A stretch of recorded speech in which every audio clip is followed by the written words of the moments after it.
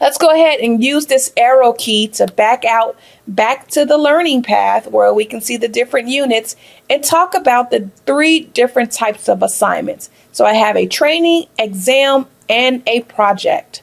I'm going to go ahead and open my training. The first thing I'll see would be different instructions that come for this particular training. I'm going to go ahead and click on the Start button. Let's talk about the different views that you have in the training. So first of all, this training is comprised of multiple tasks. And if I click on this menu here, I can see every task that I'll have to complete in order to complete this training. You can skip around through the training. If you want to skip to a specific task, you can definitely do that. I'm going to stay with this first task, which is basically telling me to save a document with a new name. The first button that you'll see here is the intro mode. This is going to show you different methods that you have for performing this particular task.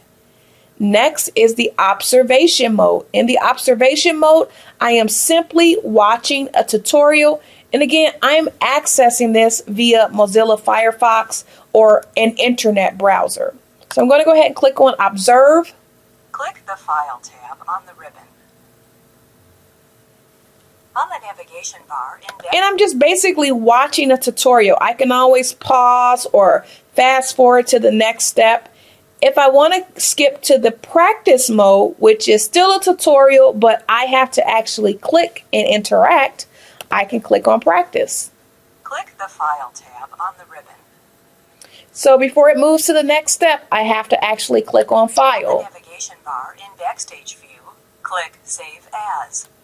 Word displays a list of locations where you can... And then the final mode that you have is the Apply mode. Within the Apply mode, you're going to be provided with your instructions. So here are my instructions that I have to complete in order to submit this task. If you come into a training and you don't want to watch the intro, observe, or practice mode, you can always skip straight to the Apply because maybe you already know how to perform this task. So it's just telling me to save the document with a new name. So it gives me the steps and it tells me what to call this new file name. If you click on the wrong thing, it's going to tell you incorrect and it gives you the opportunity to try again.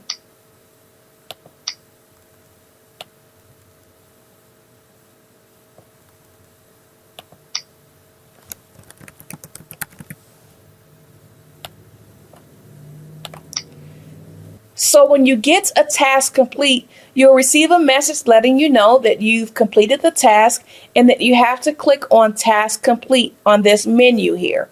This is how you receive credit for completing that task.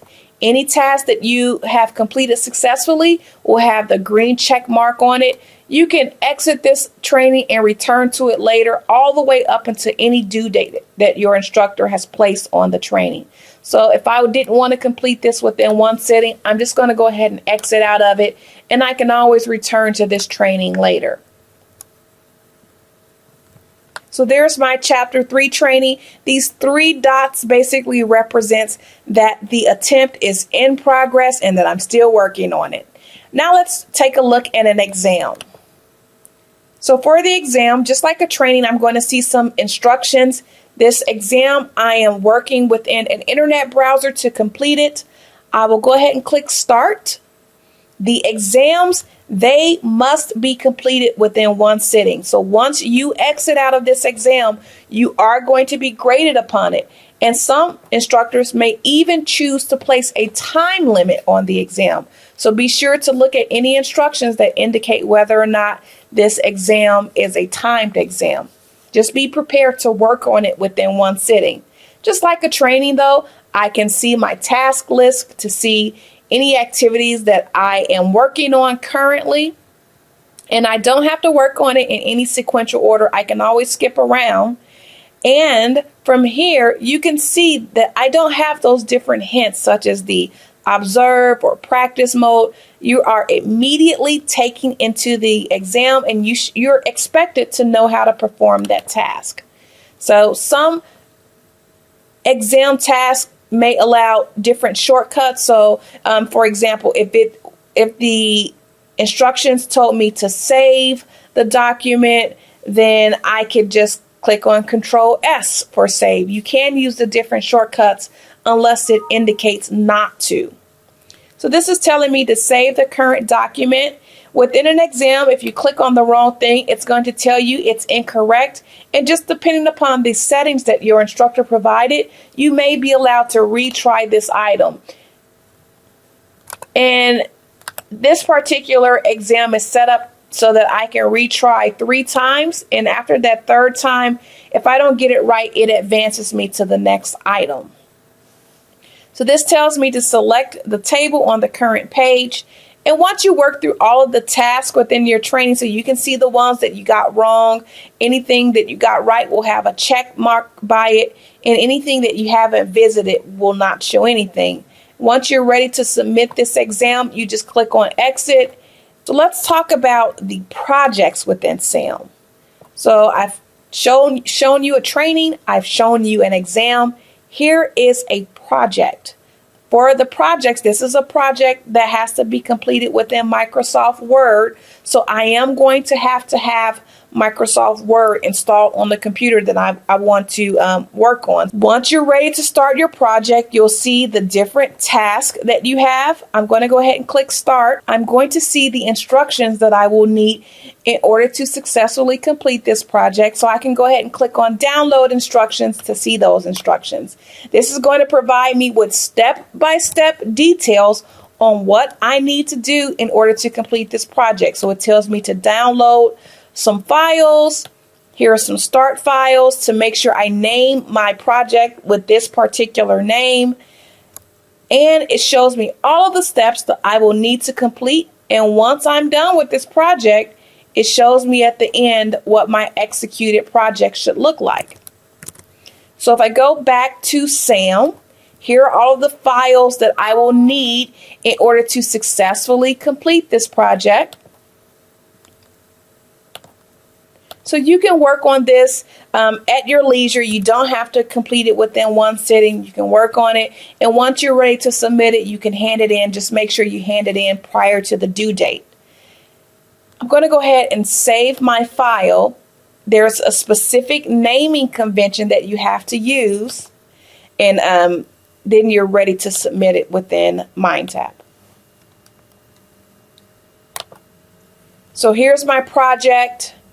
This is where I can go in to submit it just by clicking Browse. And I just want to make sure that file that I'm submitting has this exact same name.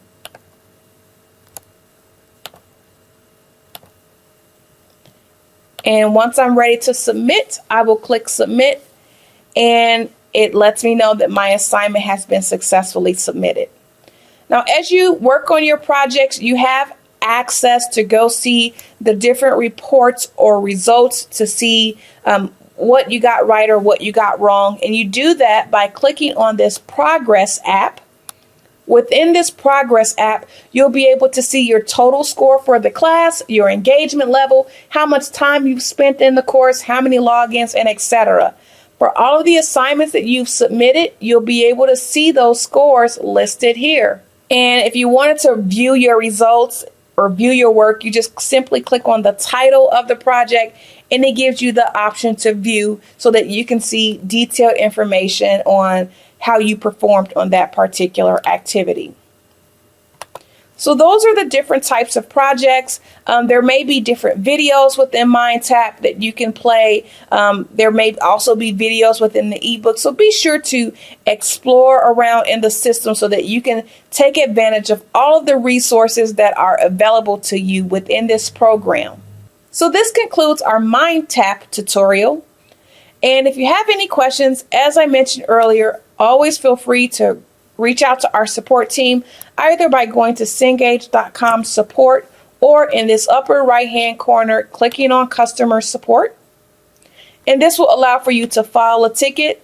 You'll get a case number and also a telephone number that you can call.